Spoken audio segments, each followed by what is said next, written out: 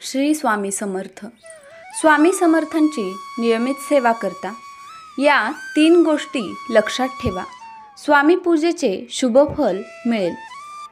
स्वामी सेवा करताना नेमक्या कोणत्या गोष्टी आवर्जून लक्षात ठेवाव्यात जाणून घेऊया। श्री स्वामी समर्थ हे नाव जरी उच्चारले तरी एक प्रकारे मनात विश्वास निर्माण होतो। अशक्यही शक्य करतील स्वामी ही हजारो भाविकांची श्रद्धा आहे।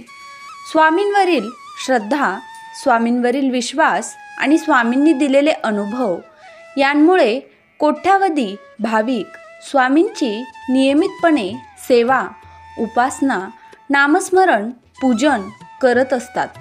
अक्कलकोटला जाऊन नियमितपणे दर्शन घेणारेही अनेक भाविक आहेत। परंतु स्वामींची नियमित सेवा करत असाल तर या काही गोष्टी अवश्य लक्षात ठेवणे गरजेचे आहे। या गोष्टी आचरणात आणल्यास स्वामी पूजा आणि स्वामी सेवेचे शुभफल अधिक चांगल्या पद्धतीने मिळू शकते, अशी मान्यता असल्याचे सांगितले जाते। अनेकदा आपण नियमित सेवा, उपासना, नामस्मरण करत असलो तरी त्याचे फळ मिळते की नाही याबाबत मनात शंका निर्माण होते। गोष्टी सकारात्मक घडत नाहीत असे वाटू लागते। अशा गोष्टी सातत्याने घडू लागल्या की नकारात्मकता निर्माण होऊ लागते। मात्र असे घडत असेल तर स्वामींवरील विश्वास कायम ठेवावा असा सल्ला दिला जातो। आपण जे करतो ते अधिकाधिक प्रामाणिकपणे करावे असे सांगितले जाते।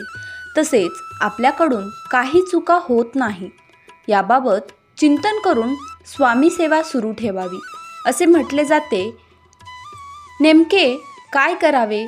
स्वामी सेवा करत असाल तर तुमच्या पद्धतीनेच ती सुरू ठेवावी। स्वामी सेवा सुरू करायची असेल तर सकाळी किंवा सायंकाळी एक वेळ ठरवून घ्यावी। धावपळीमुळे सकाळी शक्य होत नसेल तर तिन्ही सांजेला दिवे लागणीची वेळ ठरवावी आणि त्याच वेळेला दररोज नियमितपणे स्वामी सेवा करावी। एकदा वेळेचा मनात संकल्प केला की काही झाले तरी ती वेळ चुकवू नये, त्यावेळेस स्वामी समर्थांची मूर्ती किंवा फोटो समोर ठेवावा, देवासमोर दिवा लावावा, स्वामींना दिवा अर्पण करावा, त्यानंतर धूप किंवा अगरबत्ती दाखवावी। शक्य असेल तर गोडाचे काही नैवेद्य म्हणून ठेवावे।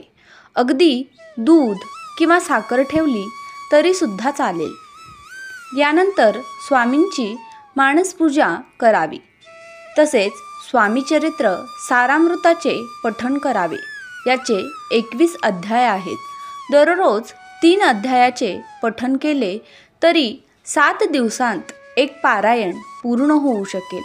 पुन्हा पहिल्या अध्यायापासून पारायणास सुरुवात करावी। यानंतर स्वामी समर्थ महाराजांचा तारक मंत्र म्हणावा। तसेच किमान 1 माळ श्री स्वामी समर्थ या मंत्राचा जप करावा। एकापेक्षा अधिक माळ जपल्यास उत्तम, परंतु यथाशक्ती जप, नामस्मरण हे करावे। शक्य तितक्या काळापर्यंत ही सेवा सुरू ठेवावी। शक्यतो ही सेवा अखंडपणे करावी। खंड पडू नये। काही अपरिहार्य कारणास्तव सेवेत खंड पडल्यास स्वामी समर्थांची मनापासून क्षमा याचना करावी। तसेच पुन्हा संकल्प करून सेवा सुरू करावी। सर्वात महत्त्वाचे म्हणजे स्वामी समर्थांवर दृढ विश्वास ठेवावा। ही सेवा करताना निशंक मनाने करावी। कोणताही किंतु परंतु मनात ठेवू नये। व्हिडिओ आवडल्यास व्हिडिओला एक लाईक नक्की करा। तसेच तुम्ही पहिल्यांदाच माझ्या चॅनलवर आला असाल तर चॅनलला नक्की सबस्क्राईब करा। धन्यवाद। श्री स्वामी समर्थ।